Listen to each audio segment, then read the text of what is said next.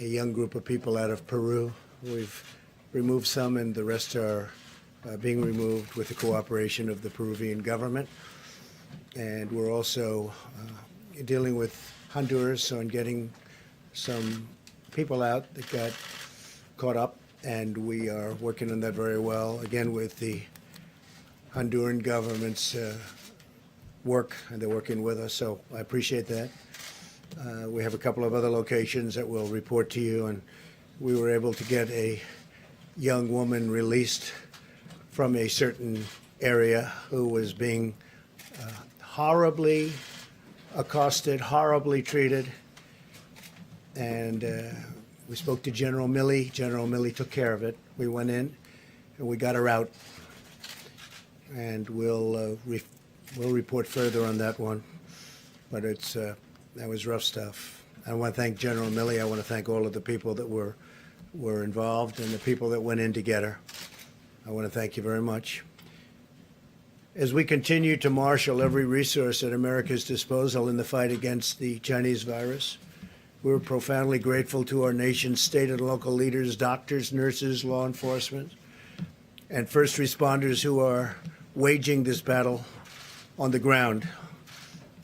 It is absolutely critical that Americans continue to follow the federal government's guidelines. So tested positive, and some people are they're getting quite close to home, and it's a terrible thing that's going on. The hidden enemy, I call it the hidden enemy, and I think they'll all be fine. I hope they're going to be fine. But I just want to send our regards, and I think I can speak on behalf of our country to those two great friends of mine.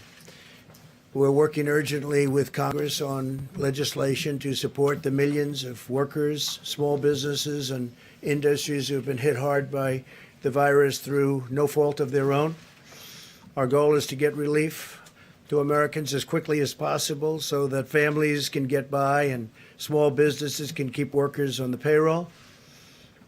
This will help our economy, and you will see our economy skyrocket once this is over. I think it's going to skyrocket. It's a pent-up demand. It's a built-up demand, and I guess you really have to say who knows, but I think it's going to be a tremendous day when we win this war, and we will win the war. We want to win the war with as few, if you look at it, just deaths as possible. We want to have as few number of deaths as possible. Today I'm announcing action to help New York, California, and Washington ensure that the National Guard can effectively respond to this crisis. The National Guard, these are tremendous people. They're fully on alert. We've signed what we had to sign, and it's been activated. We're dealing also with other states. These states have been hit the hardest. Actually, pretty much by far, you could say the hardest. Everybody can see that. Just look at the numbers. And through FEMA, the federal government will be funding 100% of the cost of deploying National Guard units to carry out approved missions to stop the virus while those governors remain in command. So the governors locally are going to be in command, and we'll be following them, and we hope they can do the job, and I think they will. I spoke with all three of the governors today and just a little while ago, and they're very happy with what we're going to be doing because we'll be announcing some other things for those three states and some other states where it's hit the hardest. This action will give them maximum flexibility to use the Guard against the virus without having to worry about costs or liability, and freeing up state resources to protect the health and safety of the people in their state. The federal government has deployed hundreds of tons of supplies from our national stockpile to locations with the greatest need. In order to assist in those areas, I approved the state of New York's request for a major disaster declaration, something which Governor Cuomo has been asking for, and which I agree, and we had it done in very rapid fashion. We approved this on Friday evening, and we are working very, very hard to get all of these things not only signed up, but completed and finished and win. The request from the state of Washington for a major disaster declaration was approved just a little while ago. Went through the process, and we moved it very quickly. The request from the state of California was just received, and we will have it approved very quickly. We'll be working, I told that to Gavin Newsom, and we're working on getting that done very quickly. It'll be done maybe tonight. We have large quantities of medical equipment and supplies on the way based on all of this to those states, including respirators, surgical masks and gowns, face shields, coveralls, and gloves, with large quantities already delivered to Washington and to New York. In addition to large quantities of supplies, I've also directed FEMA to supply the following: 4 large federal medical stations with 1,000 beds for New York, 8 large federal medical stations with 2,000 beds for California, and 3 large federal medical stations and 4 small federal medical stations with 1,000 beds for the state of Washington. The governors know. The supplies en route to California and New York will be delivered within the next 48 hours. In addition, the Naval Hospital ship, the USNS Mercy. It's incredible ships. These 2 ships are incredible. One on the West Coast, one on the East Coast. Will be deployed to Los Angeles to add emergency surge medical capacity, and they have a tremendous capacity. They are really something. I will say that if you look at some of the things we've been doing, and now those numbers have gone up, and just to be a little bit more exacting, we've done a presidential approval for requests for major disaster declaration for the state of New York, approval of Title 32 National Guard activation for the state of New York. We're providing all of this at no cost to the governor. I spoke with Governor Cuomo. He's working hard. We're all working hard together. The relationship has really been amazing. But it also enables the governor to provide robust National Guard support to the state. And the 25%, we're going to be waiving that 25% cost. We're picking up, we'll be coordinating, and they'll be doing something with very special people. Mission assignment of the U.S. Army Corps of Engineers to provide support to build out alternate care sites. They're doing various alternate care sites, which have now been designated by New York. 4 large federal medical stations of 1,000 beds. These are very complex places, actually, with great equipment and great people. Strategic National Stockpile Order, and this is as of a number of days ago, so far delivered to New York, and this is the 19th. We had the N95 respirators, 186,416 delivered. We've delivered 444,078 surgical masks. Many have been delivered since then. Face shields, we've delivered 84,560 face shields. Surgical gowns, 68,944 to New York. Coveralls, 352. Gloves, 245,486. Also to New York, in terms of what's been delivered just since then, the numbers are quite large, and we have tremendous numbers of companies also making equipment. For the state of Washington, we've delivered 369,000 N95 respirators, 507,406 surgical masks. And this is as of about 3 days ago. Face shields, 63,788 face shields. Surgical gowns, 107,850. Gloves, 240,376. And we have many, many things pending. It's actually not pending. They're being fabricated. They're being made, and they're moving. Now for Washington, so we have 4 small federal medical stations, 250 beds. And for Washington, state of Washington, we have 3 large federal medical stations, 750 beds. And then you have, as I said, the approval of the Title 32 National Guard. State of California, again, to be very precise. We're going to have the approval of the Title 32 National Guard activation, and we're providing all of this again, like in New York, at no cost to the governor, meaning to Governor Newsom and the state, no cost to the state. It enables the governor to provide robust National Guard support to the state. So they're going to have control of the National Guard. Federal government sending, these are incredible people that are being sent. We have 8 large federal medical stations with over 2,000 beds, and that's going to California. And then strategic national stockpile order. We've ordered likewise hundreds of thousands of different items. I won't go into the exact numbers, but the numbers are very substantial. But we're having a tremendous additional number sent. And whatever the states can get, they should be getting. I say we're sort of a backup for the states. And some of the states are doing really well, and some don't do as well. The ones that don't do as well need more help. But these are 3 states that really do need help because they are hit very hard. And the outpouring from the private sector has also been extraordinary. I'm pleased to report that Honeywell, great company, has just announced it will immediately expand its personal protective equipment manufacturing operations in Rhode Island to produce millions of additional N95 masks. They're very hard to get. They're actually quite complex. For the U.S. government's strategic national stockpile, they'll be immediately then delivered to the various states. This expansion is already underway, and it's going to provide a lot of jobs for that state, probably around 500. The masks will be distributed by the government for the use of the health, safety, and emergency, and this for response workers, primarily for response workers. These are very high-end. This expansion is in addition to Honeywell's action to more than double production of its existing personal protective equipment manufacturing plants. They make a lot of different things, and they're doubling and tripling their production. They're going round the clock.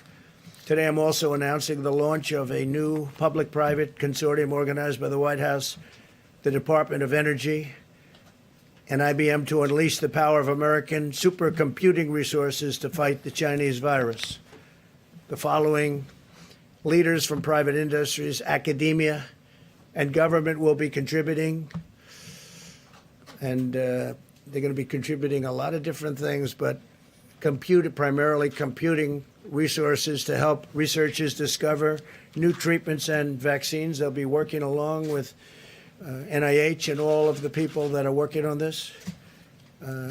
But tremendous help from IBM, Amazon, Google, Microsoft, MIT, Rensselaer Polytechnic Institute, the Department of Energy's National Labor Laboratories, the National Science Foundation, and NASA. They're all contributing to this effort, and they're fully in gear.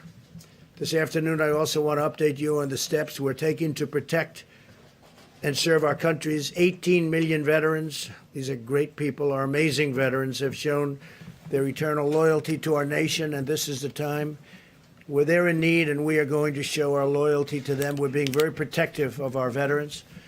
We're working on certain hospitals where we may be doing some work in Louisiana in particular and some other states, veterans hospitals. We're going to be very protective of our veterans. Some of them are of that very vulnerable age, and some of them obviously are not feeling well. And some of them are still suffering the wounds of war from many years ago. Yesterday, I signed vital legislation to ensure that the GI Bill will cover distance learning during this emergency.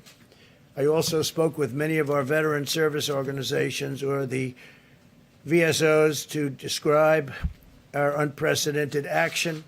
In February, the Department of Veterans Affairs established 19 emergency operations centers throughout the country. One of the things that they've been trying to get done for many years, you all know this from following me over the last number of years, but we got it done pretty quickly. They've been trying to get it done for many, many decades, was choice, veterans' choice, and also veterans' accountability. Now, if it's crowded within this, if they can't get to a doctor, we have great doctors in the VA. I have to say that. We have fantastic doctors, as good as they come. but it's hard to get to them because of what was bureaucracy, but no longer bureaucracy. We've done a lot of things, in that case, because of accountability. When people aren't doing their jobs, or if they're bad, or if they're sadistic, or if they steal, or anything bad happens, we're now allowed to fire them for, I signed that a year and a half ago. For many years, you weren't able to do that. So the VA is working, and I was just told by our great leader at the VA, Robert Wilkie, he said for the first time, we get the highest marks in the history, highest poll numbers in the history of the Veterans Administration. Came out a week ago that they're happy. And look, one of the reasons that happened, highest in history, one of the reasons that happened is because of Veterans' Choice. If they have to wait online, they go and see a private doctor and we pay the bill. And they get better. They don't have to wait 2 weeks and 3 weeks or 2 days, but they get better. And a lot of times they waited so long that they would have a problem and it would end up being terminal because they couldn't get the kind of treatment that they deserve. So highest poll numbers, highest approval numbers in the history of the VA. I was just given that information yesterday. We restricted visitors' access to 135 veteran community living centers, which house nearly 8,000 veterans with chronic medical conditions, so that we limit their exposure to the virus. We want to totally take care of our veterans, and that's what we're doing. The VA has canceled most elective medical and surgical procedures. They're delaying them till after this is gone, after we've won. We began providing life-saving care to patients who had symptoms across the 171 VA medical centers nationwide. That's a big deal. Under my administration, the VA has also been a leader in expanding telehealth. Telehealth is becoming a bigger and bigger factor in medicine. This month, we have taken bold action to cut through the red tape and make telehealth available for millions more Americans during this crisis. They can speak to a doctor from the safety of their home rather than risk becoming infected or making a tremendously long trip, when, frankly, you'll speak to a great doctor right from your home. It's happening, telehealth. We're very much at the forefront of that, too. We're very proud of it. And it also takes a big burden off our system. We continue to accelerate the development of safe and effective vaccines. We're also aggressively investigating a number of antiviral therapies and treatments to determine their potential in reducing the severity and duration of the symptoms. And you know how I feel, because how I feel is on Tuesday, they're going to be starting it on Tuesday morning. And we're going to have some medications delivered that we're going to see if they work. They certainly are effective in other ways, and they are safe from the standpoint is that they're not killing people. We're not going to have that. So a lot of great things have been happening in that regard. I just want to finish, and then we're going to ask a couple of people to say a few words that have been so much in the forefront of this incredible job that we've all been given. But I want to say that I know that this is a challenging time for all Americans. We're enduring a great national trial, and we will prove that we can meet the moment. I want to assure the American people that we're doing everything we can each day to confront and ultimately defeat this horrible, invisible enemy. We're at war. In a true sense, we're at war, and we're fighting an invisible enemy. Think of that. For those of you who are feeling alone and isolated, I want you to know that we are all joined together as one people, eternally linked by our shared national spirit. We love our country, a spirit of courage and love and patriotism. No American is alone as long as we are united, and we are united. We're very united. People are saying things now that 3 weeks ago, they didn't talk that way. We're very united. No force is equal to the strength of really a unified America, united America, an America like we have it right now. For those worried and afraid, please know as long as I am your president, you can feel confident that you have a leader who will always fight for you and I will not stop until we win. This will be a great victory. This is going to be a victory. And it's going to be a victory that, in my opinion, will happen much sooner than originally expected. It's now attacking, the enemy is attacking 144 countries at this moment. 144, that's unthinkable. There's never been anything like this. And it's vicious. It is vicious. Some people recover well, and some people have a hard time. We all know that. But we will be totally victorious. We will then get our economy up to a level that it was, and in my opinion, beyond, because that will be a pent-up demand. There is a pent-up demand, and a lot of great things will happen. But I'm very proud of our country. I'm very proud. I'm very proud to be your president, and it's just something that's just, you're very special people. So thank you very, very much. And I'm going to ask, if I might, a combination of Pete. Why don't you start off? Okay, please. Thank you, Mr. President. Thank you. Just a little bit about what we're doing in Washington, California, and New York. We understand that the states of Washington, New York, and California are the areas seeing a steady increase in COVID-19 virus cases. In order to assist with additional needs identified in those areas, the state of New York was approved for a major disaster and declaration this morning. Washington State was also approved earlier today. California submitted their request, and the President will consider it immediately. We have medical supplies en route to these states, including respirators, surgical masks, gowns, face shield, coveralls, gloves, with quantities already delivered to both Washington, New York, and California. And we anticipate additional supplies to be delivered within the next 42 hours to all these states. Under President Trump's unprecedented national emergency declaration on March 13, FEMA is assisting state, local, tribal, and territorial governments, including reimbursing eligible emergency protective measures taken at the direction or guidance of public health officials in response to this emergency. All 50 states, the District of Columbia, 5 territories, and 2 tribes are working directly with FEMA under the nationwide emergency declaration for COVID-19. With the assistance of the FEMA regional administrators who are throughout the country, we are working to address the needs of state and local officials everywhere. States, tribal, and territorial governments do not need to request separate emergency declarations to receive FEMA assistance under this nationwide declaration. The emergency declaration does not authorize direct financial assistance available to individuals such as disaster unemployment assistance or other needs assistance at this time. Just a note on the USNS Mercy. Based on analysis of potential needs for hospital beds on the West Coast, the decision was made that the USNS hospital ship Mercy would have the greatest impact in California. The Department of Defense has been given direction to dispatch it to Los Angeles immediately. DoD has advised that the Mercy can get into position within a week or less of today's order. Even though there are more cases right now in Washington, the projected needs for beds in California is 5 times more that of Washington. The Mercy will be used to take pressure off local hospitals, other medical needs, and not for treating COVID-19 cases. And finally, a little bit about the National Guard. The federal government continues to take aggressive action and proactive steps to address the COVID-19 threat as we attack the health and safety or protect the health and safety of the American people. It remains our top priority.